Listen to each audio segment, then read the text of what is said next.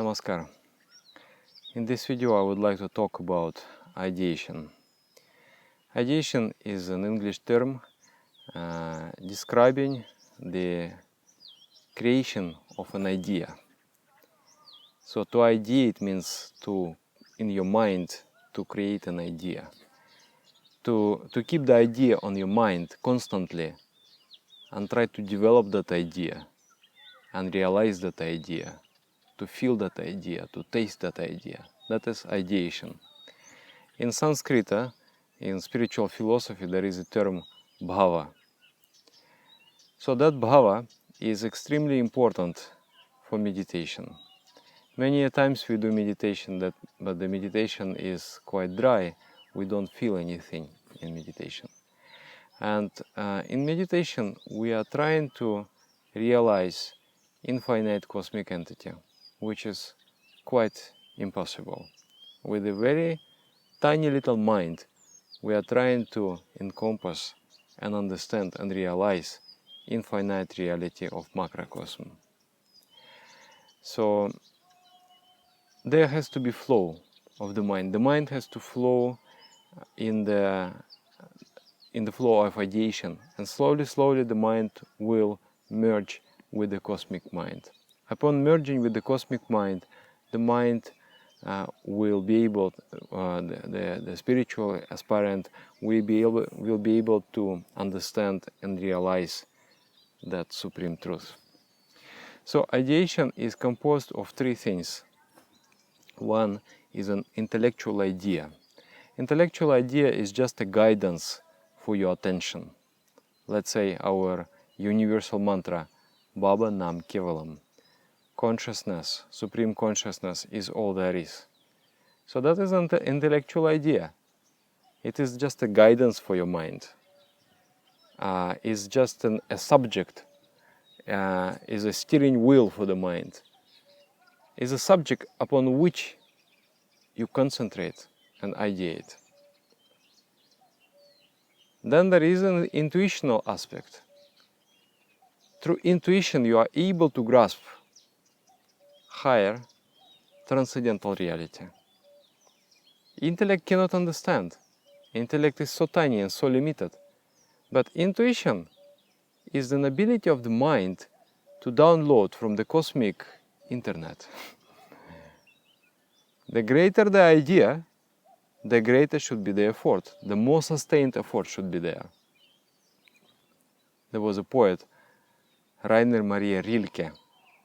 He has wrote one poem. He said, "Oh, God, if just everything would become quiet, all the noises, my neighbor's noises, everything would just be kept quiet. And my own senses would also keep quiet and allow me to deeply concentrate. I would, in a millennial thought, means 1,000 years thought, I would be able to grasp you, realize you, and own you, and to distribute you as a presence to every living thing." I don't remember exactly, I'm just trying to recreate from the memory. So, the greater there will be the idea, the longer one has to stay in that ideational flow. Slowly, just like you use internet. Byte by byte, kilobyte by bit, you're downloading an image. And that image is not complete. You're downloading it bit by bit. But you have to stay connected. You must stay connected. If you disconnect, finish. So that which glues that connection, that which maintains that running of the bits, exchange of the bits between microcosm and macrocosm, is the feeling. Is the feeling of, is a beautiful, subtle feelings, our subtler emotions, our later evolutionary endowments, such as love, feeling of gratitude, feeling of purpose. So those things, they combine and they become ideation. So when the ideation is there, if you sit in your meditation and if there is just there intellectual idea, intuition will also be there. Like with your intellect, if you think, as you think, so you become. If you think on the cosmic entity, you are able to download still. But you cannot do it for a long duration of time. It will be very short. To really have like a smooth flow of the mind towards that goal, there has to be feeling. So how to create that ideation? How to maintain that ideation? How to know that ideation? The Supreme Entity has, it is said that there is a divine sport called Lila. The Supreme Entity is playing hide and seek with his creation. I am a creature and he is a creator. He is hiding himself and leaving some hints, because if he would hide, really wanting to hide, I would never ever thought to discover him. But he is leaving subtle hints here and there, as signs for me that will lead me to him. And that is called divine sport, Lila. There are two states of the mind, two states of realization. One is called Lilananda, or the enjoyment of that hide and seek game. You seek the Supreme Entity in life, in every moment of your life. And then there is a Nityananda state, where you have found him, and when the mind ceases to exist, and you enter the eternal state of beatitude, eternal state of bliss.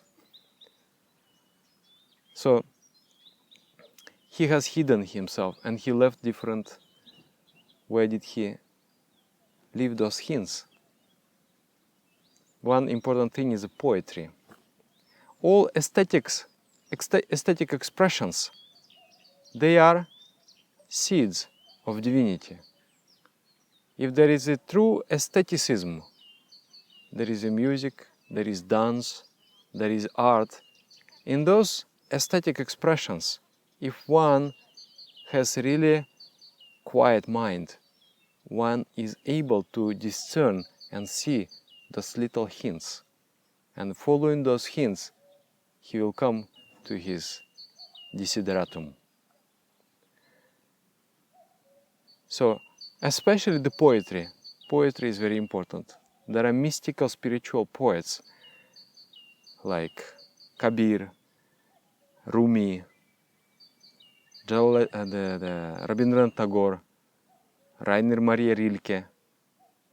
My Acharya recommended me the book of Rainer Maria Rilke. It's called Book of Hours. When I read it, I was crying and crying and crying.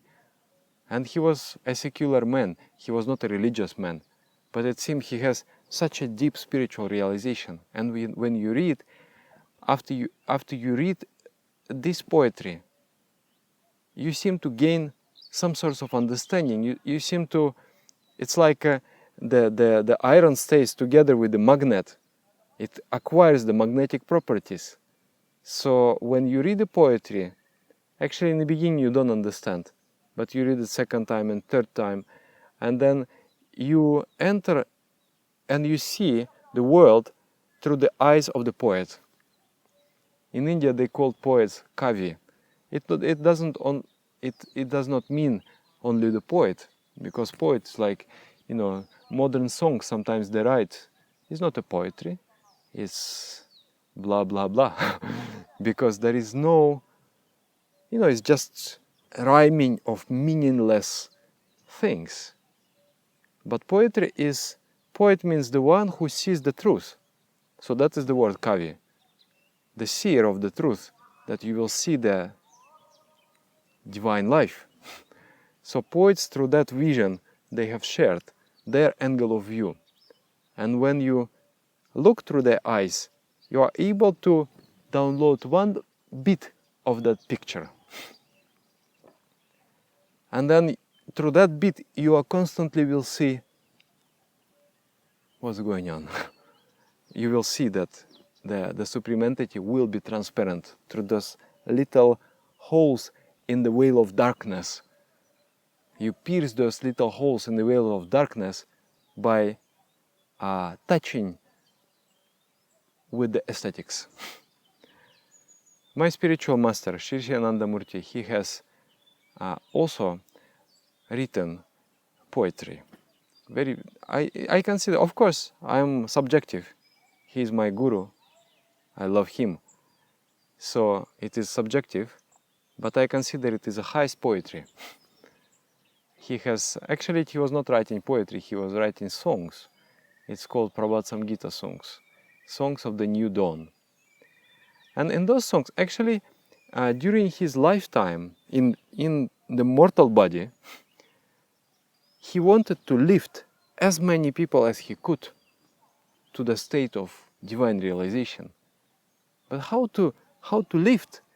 He was teaching numerous ways, through physical approach, through asanas, through psychic approach, through meditation, psycho-spiritual approach, through aesthetics, all through service, all kinds of media he utilized to uplift the minds of his disciples.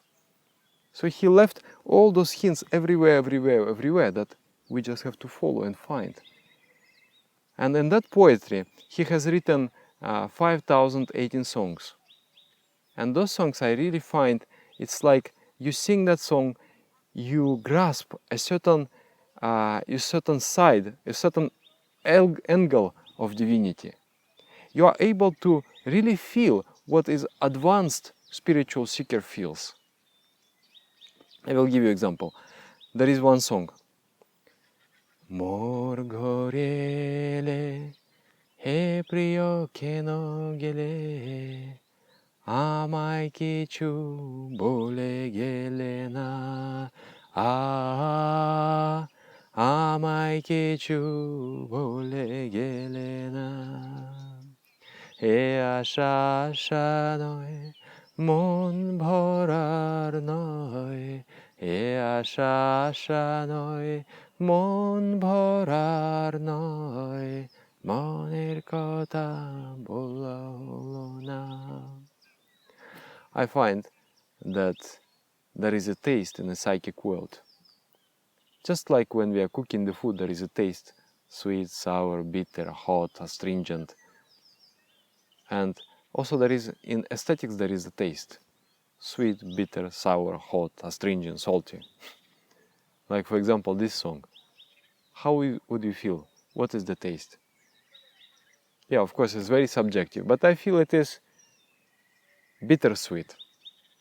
There is a sweetness of realization, and there is a bitterness of separation.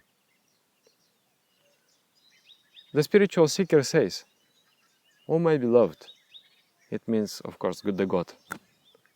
"Oh my beloved, you have come to my house, but why did you go so fast? This coming I cannot consider to be a really complete visit. Like, you have promised me to come, but you have come. I don't consider this. You have fulfilled your promise. Why? Because I did not get chance to speak out my inner thoughts." It's like this. The spiritual experience is like this. If you get it for 5 minutes, you can never be satisfied, because this is not enough. If you get it for 1 hour, you cannot be satisfied. If you get it for 1 year, you will not be satisfied. And if you get for 1,000 years, you cannot be satisfied. You will just feel that, oh, I only started to feel the taste, and it is gone. This is the nature of spiritual experience, because it is never enough, and it is never boring. You cannot get enough of it. So, of course, the spiritual seeker is saying, you have come, but why did you go so fast? I am not satisfied. This coming is not the real visit. Then he goes to explain what have happened. Bina bajie chile Mon matiye chile, akasha jara jara, priti jariye dile, bolile, bhalobasho, kemono bhalobasho, mone jodi, rohile na, amai kichu, bole gele na. There was a sound of divine, of heavenly musical instruments. You have poured down the flows of love from the sky. You have told me to love, but how could I love if my mind has disappeared?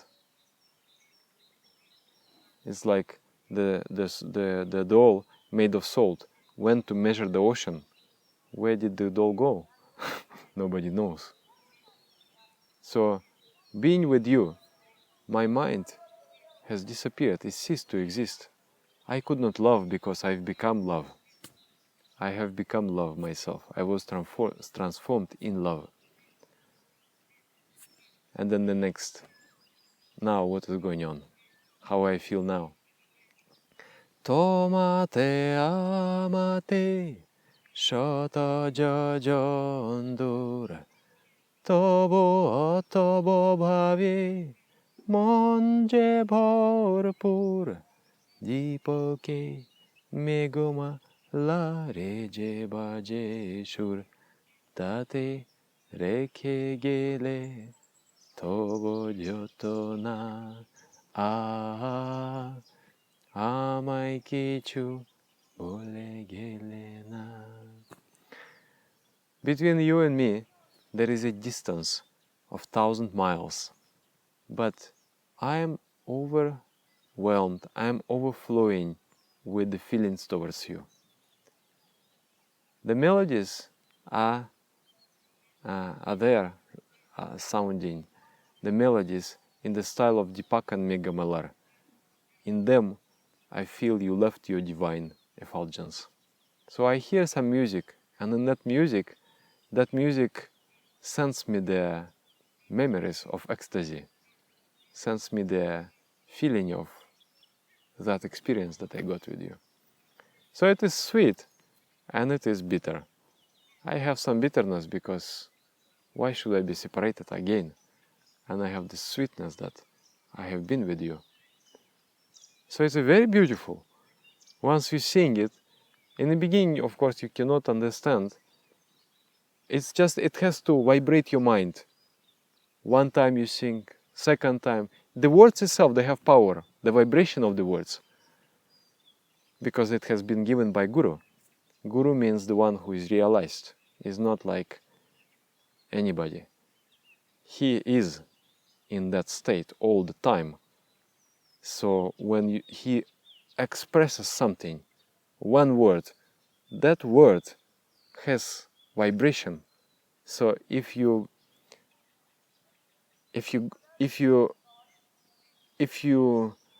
load your mind with those vibrations, keep it repeating, keep trying to understand it, keep going deeper into it, then your mind will, it was like dead, and then it will come alive. And that is called ideation. When your mind becomes alive, like there is another song.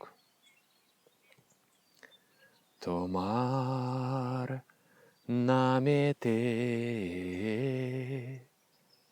tomar namete, gaite gaite, spondita hoye, shebhavona. It's a very beautiful line.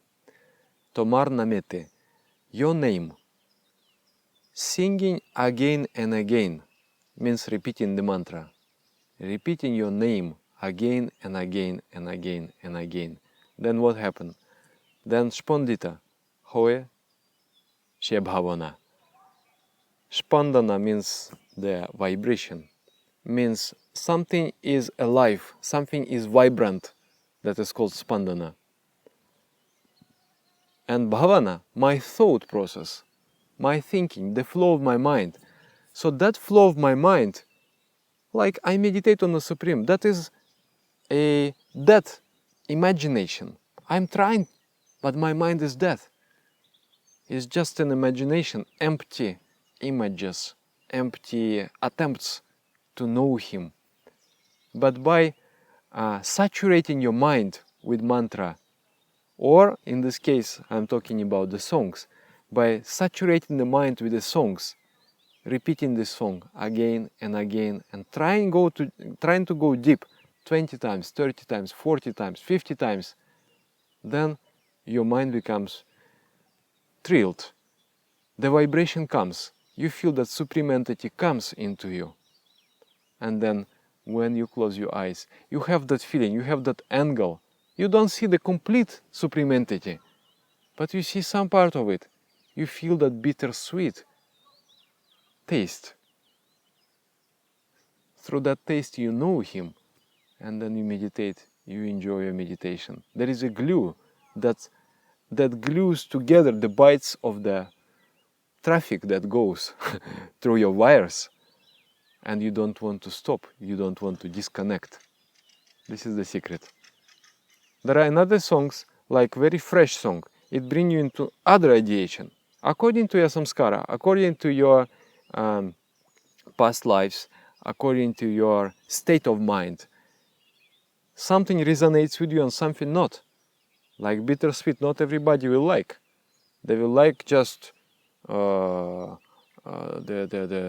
salty and astringent and sour.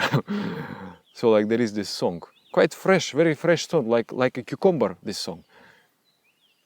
Mon ke kono choto kaje napte dobona na na na napte dobona dianera loi boshie dobo korbo notun dararachana na na na napte dobona.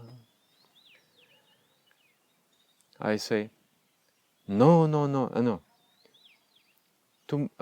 I will not allow my mind to think petty things. We think, what about my money? What about my old age? What about my job? What about this, that? These are very, very little tiny things. It's just like little particles of dust. And we constantly meditate on them, worrying, not trusting the flow, that this flow will carry you to the ocean. So I'm giving the promise to the Supreme. I'm not going to think those little tiny things. But what I'm going to do?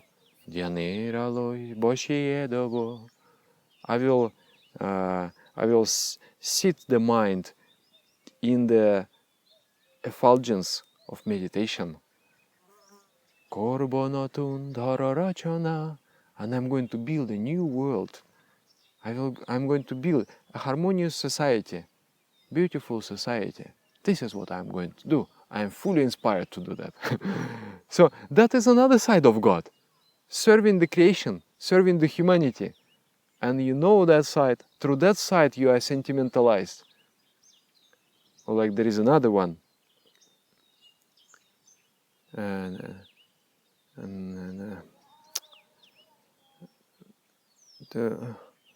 I'm forgetting the one. It's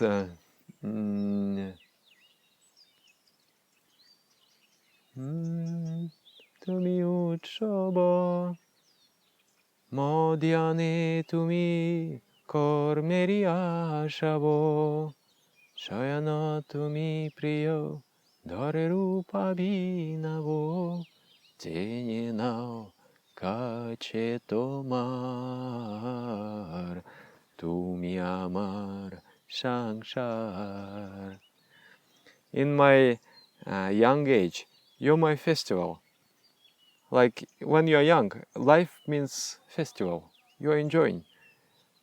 And in my mature age, you are my work. I'm feeling you in my work. I do work. You're my meaning. I want to, like in the middle age person, what you want to do. You want to leave some footsteps in the sand of this world of impermanence. You want to leave some permanent mark. That's what you want, and that's your work. That's your karma sadhana. And you feel in that the presence of the Supreme. You realize Him by like this, and then on my old age, you are expressed in the newer and newer forms. I am realizing you in ever new forms. Тени now, kachetoma. You are pulling me close to yourself. So that is also this song. I remember I was working in the bakery making bread, and there was so much hard labor. Like I had to fill few jobs, have to take lots of labor on myself. And I was so tired, I could not meditate. When I would sit for meditation, I would just fall asleep. So I meditate somehow. But during the time when I would bake the bread, I would sing. Тени now kache tomar, tu mi amar shangshar. I would sing and I would cry, because I would really feel that you are pulling me closer to yourself. Here I am, making this bread. I don't know how to meditate. I cannot meditate, but I still feel you. I still feel you in my work, in my karma sadhana. I'm doing service. I still feel you. It was beautiful. That's an ideation. So you have to gather, and there are numerous pieces of arts, really like Rumi. Oh, you read, it becomes is a treasures. Or yeah, Rilke, beautiful poetries. Read them, realize some tiny bit of him, and then try to bring all those pieces in one emotional flow in your meditation. When you sit, then you feel all of that. You know that Supreme Entity is all of that. It is bitter, sour, sweet, and I am flowing towards Him. That is ideation. So it is very much advised not to jump in meditation as if you are, brushing the teeth or something, doing casual. But before you sit in meditation, you take the ideation, you sing one Prabhat Samgita song, for example. You read some poetry, or you can just sing universal mantra, Bhavanam Kevalam. And with that mantra, and in mantra also, I also use, actually, when I sing mantra, like there are some Dadas and Didis, they have wrote beautiful devotional songs, and they have inspired me some portion of my life. And then those songs also have been transformed into the mantra melodies. And when I'm singing the mantra, I'm still remembering the song. Like there is this song that inspires me. I thought that you were far away from me, and tonight I feel no distance. It's one Dada. He is also on YouTube. He wrote this song. Bhavanam Kevalam, Bhavanam Kevalam, Bhavanam Kevalam. Like this. And when I sing, and I'm thinking, yes, I really thought that you were far away from me. But now, I don't feel distance. And when this thought comes in my mind, I don't feel distance. Then immediately the feelings start to overwhelm me. And I'm continue to sing. And then I'm continue to sing. Just staying with that feeling. And it vibrates. Then spirituality becomes life. It's not anymore formal. It is not anymore ritual. It has become the very core of your life. You know that spirituality, all what you know about yourself, is not even true. You are not that. you know that you are that feeling. You know that you are that flow of divine feeling. You are that flow of love. That is ideation. It's very beautiful.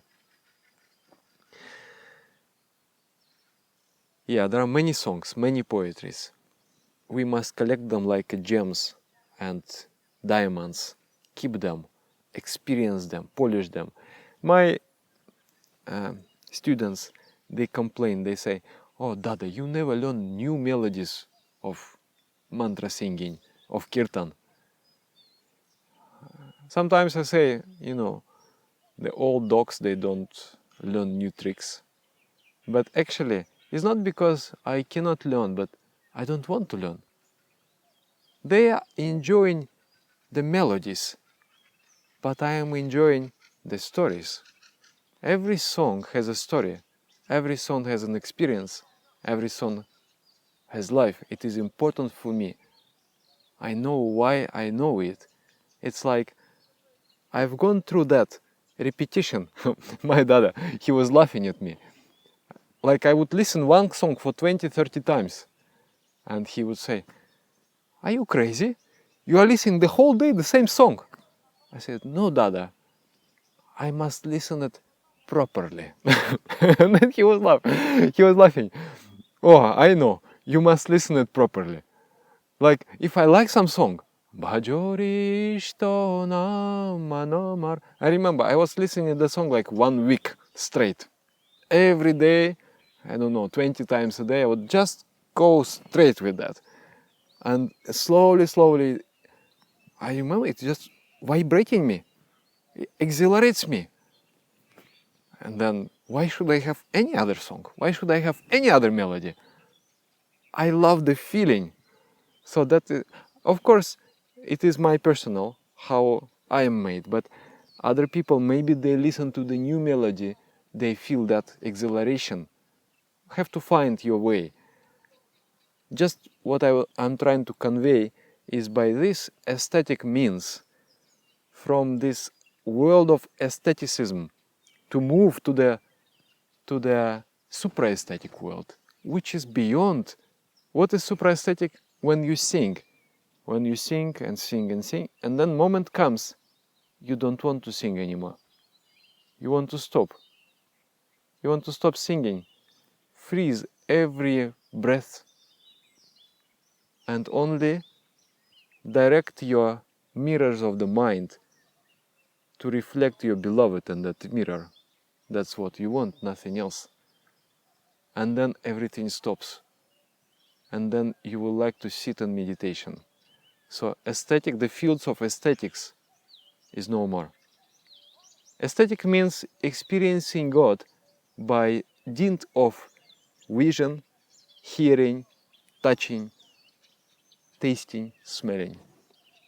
And supra-aesthetics is when all the feelings, they got defeated. They're no more. They're no more useful.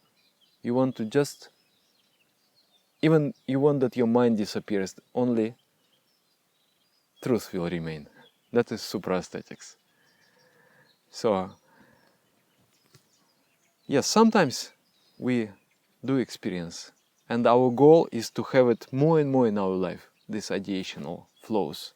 And that energizes us very much. It gives us inspiration to do service to the world, to do everything actually. Without that energy, without that life, you are incapable, you are handicapped.